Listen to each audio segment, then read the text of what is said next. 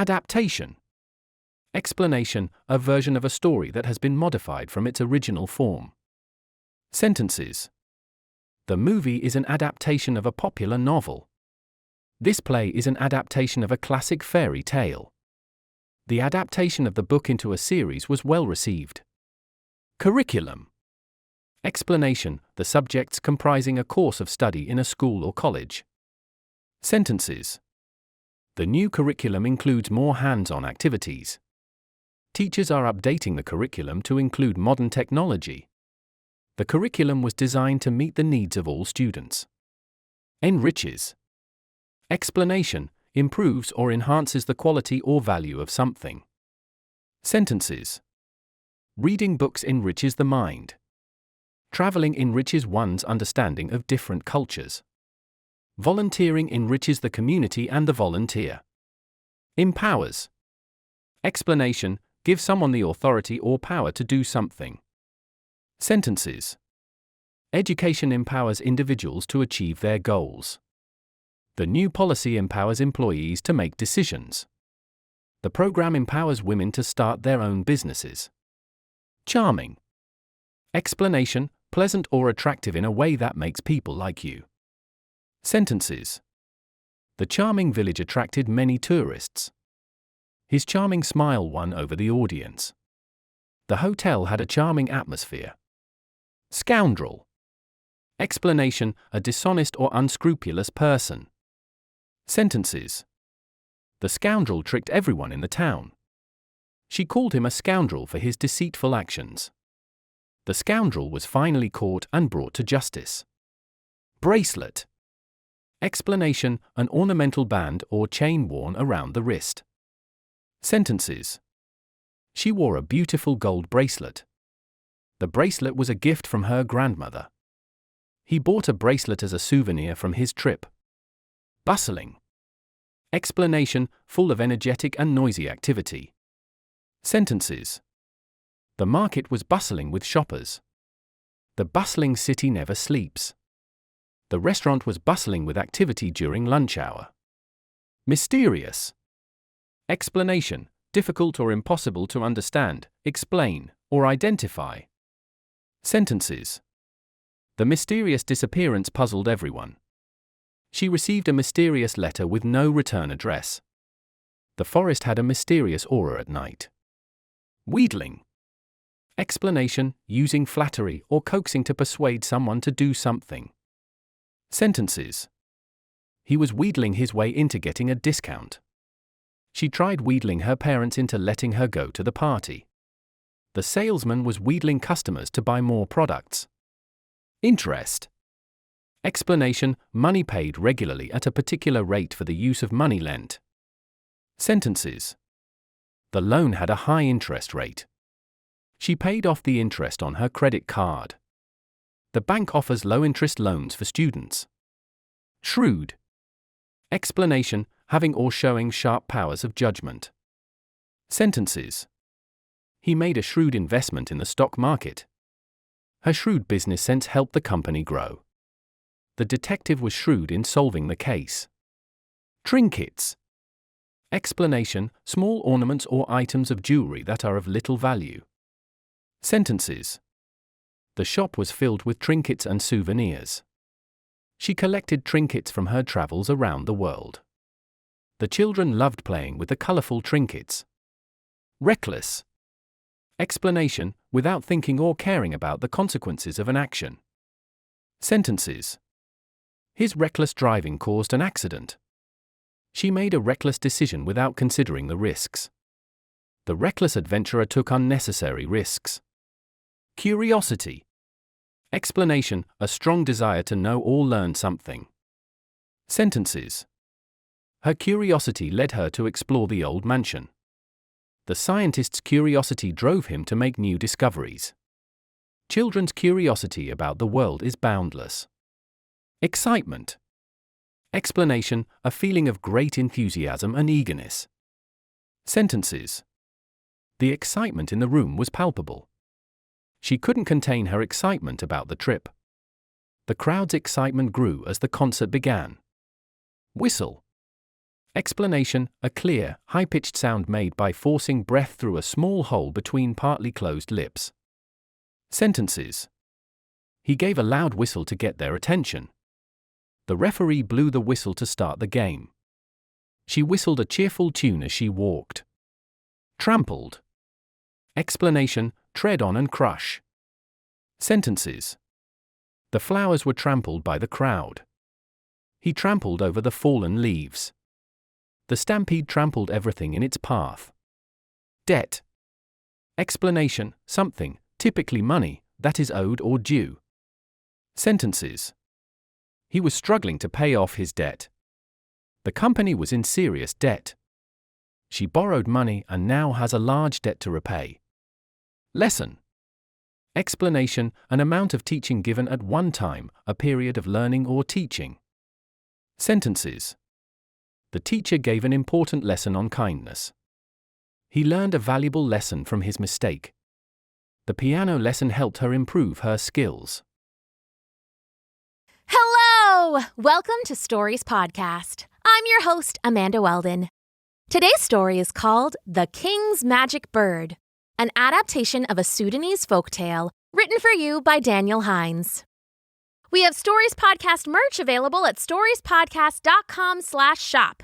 We're also on Cameo for all of your personalized video message needs, and don't forget to follow us on Instagram at Stories Podcast. If you send us a drawing of your favorite scene or character, we'll share it on our feed. Now here's a word from our sponsors. Parents, does your child struggle with a specific subject and need extra help? Are they way ahead and not getting challenged enough in class? iExcel Learning is an online learning program that enriches your homeschool curriculum.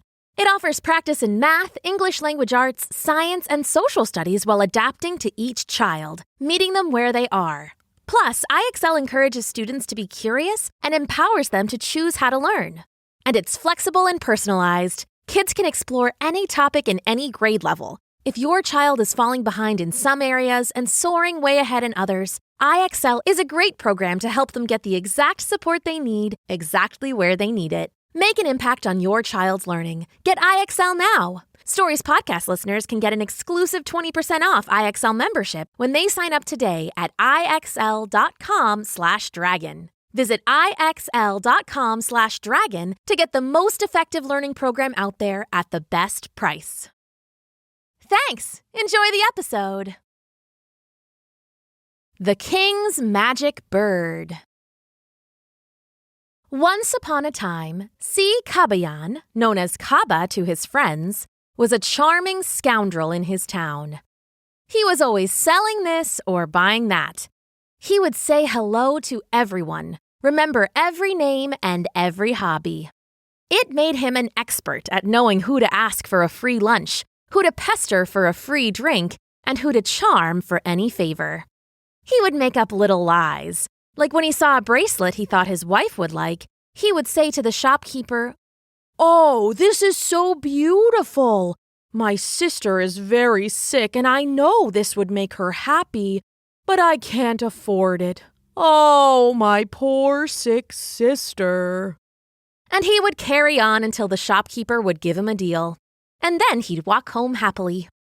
He'd give the bracelet to his wife, Tala, whom he loved very much, and she'd be happy too. She knew he was a scoundrel, but he was also kind and loving, not to mention charming, so they were happy together.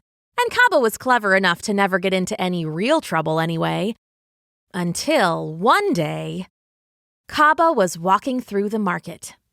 It was a bustling street that was almost overwhelming to the senses.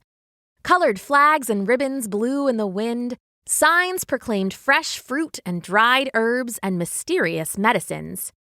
People shouted and jostled and called out their wares. Endless cries like, "Lamps! Get your lamps!" and "Incense! Lovely incense in jasmine and dreams and any scent you can imagine."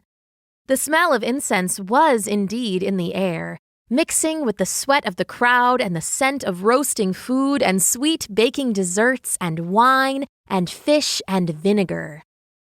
Kaba was making his way down the street the same way he did every day, charming friends and wheedling free samples from vendors who rolled their eyes but still smiled at the smooth-talking man. It was a normal day until Kaba came upon a man in a new stall, shouting out to the marketplace. "Borrow money today, pay it back in the future. All loans approved. Take a chest of money today and pay it back when you are able. Friends, please come and see." Most people avoided the man, but Kaba couldn't resist. He walked up to where the skinny salesman sat cross-legged on a low bench. "Ah, a man of wisdom, I see," the salesman said. "Sir, would you like some money today?" "Name's Kaba, and I could always use some money," said Kaba, "no matter what day. Still, there must be some kind of catch, some kind of trick. No one gives away money for nothing. What kind of salesman are you?" "Ah," said the skinny fellow, slapping his hands on the table in front of him. "I am no salesman at all. Think of me more like a bank. I lend you money, and you pay me back. Except with me, there's no paperwork or any of that boring bank stuff. So I'm not a salesman. Kaba, you can call me a lender." It sounded good, but Kaba, being a scoundrel, could detect a scoundrel himself. There was something that the lender wasn't telling him. Scoundrels didn't just lend money for the fun of it. "So, what's in it for you, then?" Kaba asked. "Surely you aren't out here giving away your money just to pass the time." The lender laughed and slapped his knee. "Of course not. I charge a small fee for lending the money." "Ah, there it is," said Kaba. "And what is your fee?" The lender smiled and leaned back in his chair. "I can tell you're a shrewd man, Kaba," he said. "Usually I take 25% interest, but for you, I think 10 is fair." Kaba smiled.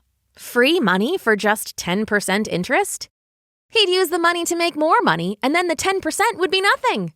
It was a foolproof plan, and he wasted no time. "All right, lender," he said, sticking out his hand. "You've got a deal." "Wonderful," said the lender, and then Kaba signed one form, and it was done. He walked away with $100 extra in his pocket. He didn't make it far. The next stall over was a fine jewelry stall, all gold and silver and precious gems, glinting brilliant in the sun. It was like a glass rainbow, throwing colors over the fine, dark velvet underneath. "You, sir," the merchant cried, "would you like a beautiful piece of jewelry for your beautiful wife?" Kaba smiled widely and managed to get a $20 gold bracelet for 10. He walked a little further and saw people gathered around a tall oval wall on the ground. They laughed and shouted and then cheered wildly. "What's going on here?" he asked the nearest woman. "Gecko races," she said. "Sticky Steve has won 3 in a row, so the odds are up on Big Greg." Kaba cheered and lost another $20 betting on Big Greg. He almost tried for a third time's the charm, but thought better of it and moved on.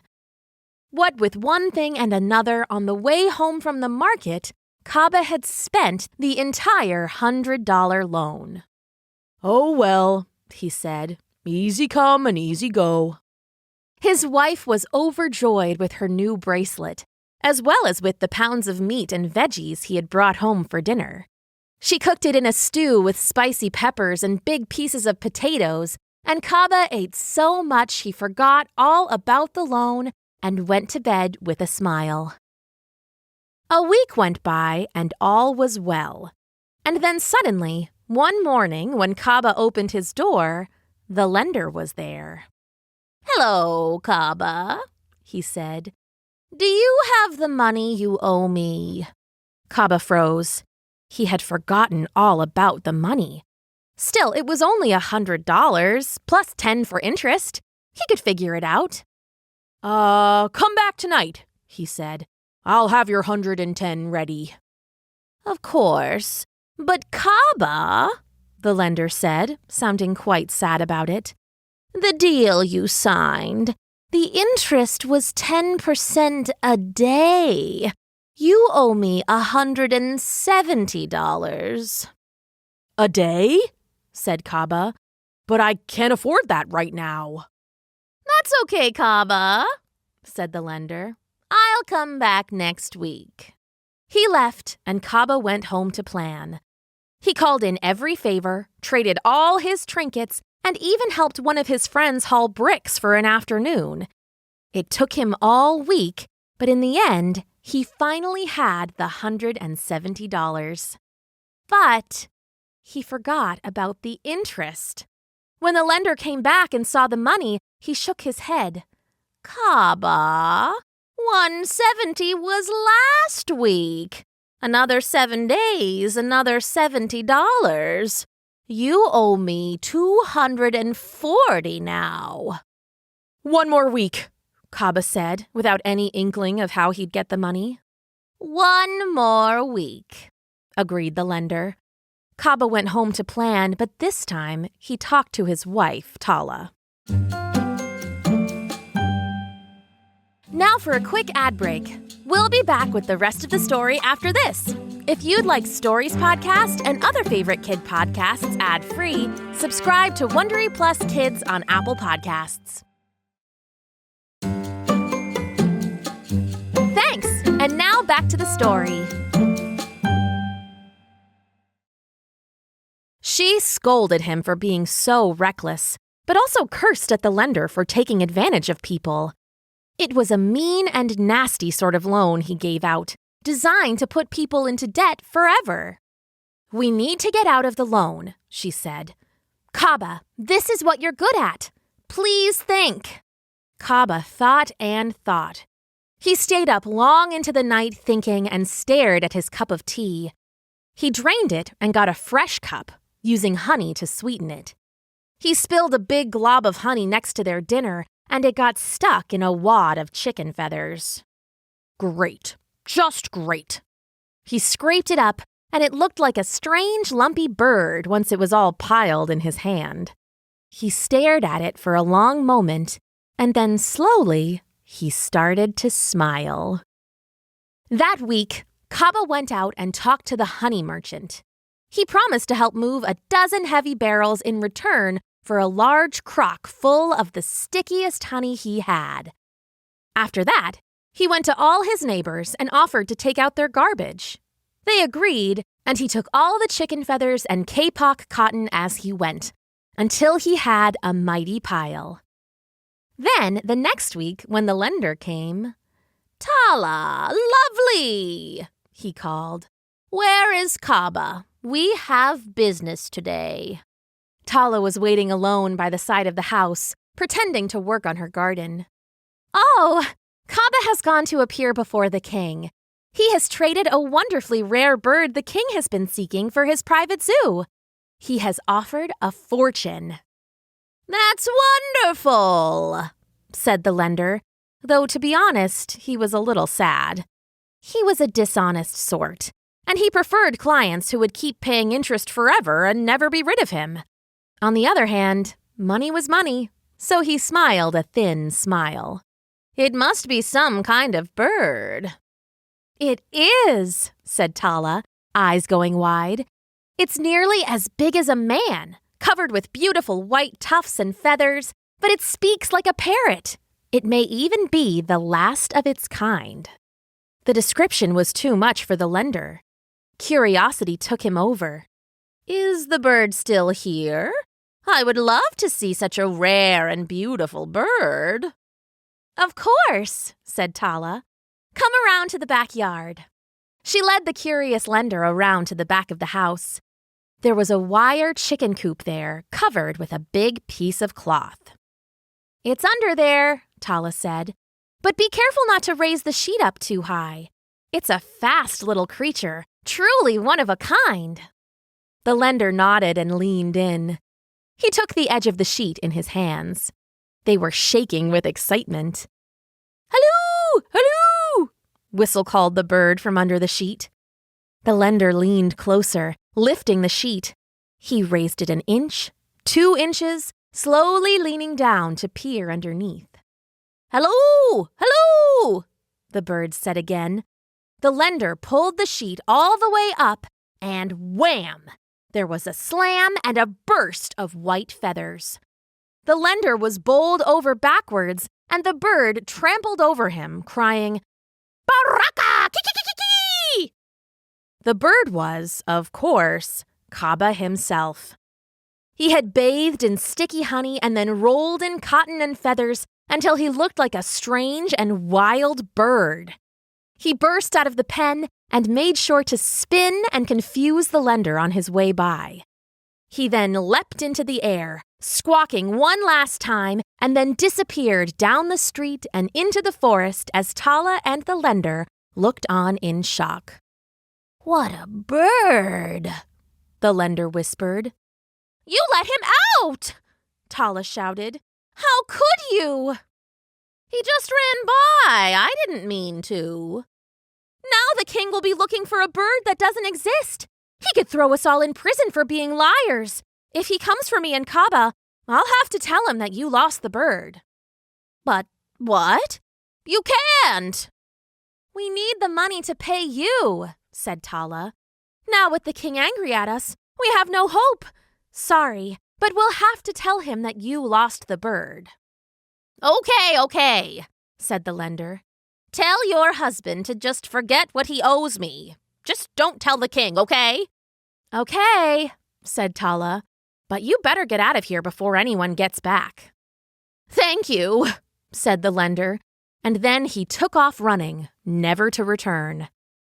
Tala held it in for as long as she could and then burst out laughing. A minute later, Kaba came running back. He had dove into the stream and was mostly clean, just a few feathers clinging to the back of his ears. "Did it work?" he asked, smiling and panting. "It worked!" cheered Tala. "We're free of him. But don't you ever get us into trouble again." "I won't," said Kaba. "I've learned my lesson for sure. Though maybe the king would like a giant bird." "Don't even think about it," Tala said. And together, they laughed and laughed. The end. Today's story, The King's Magic Bird, was an adaptation of a Sudanese folktale written for you by Daniel Hines. It was edited and produced for you by Andrew Martin and performed for you by me, Amanda Weldon. If you would like to support Stories Podcast, you can leave us a 5-star review on iTunes. Check out all of our merch available at storiespodcast.com/shop. Commission a special video on Cameo, follow us on Instagram at Stories Podcast, or simply tell your friends about us. In case you missed it, Dan and I have a new show. On Stories RPG, we play games just like Starsworn with all your Max Goodname friends and Gigacity Guardians featuring the brilliant Firefly. Click the link in the episode description or go to patreon.com/storiesrpg to get ad-free episodes, play-along games, and coloring books. We've already got a bunch of episodes over there, so check them out now. Thanks for listening.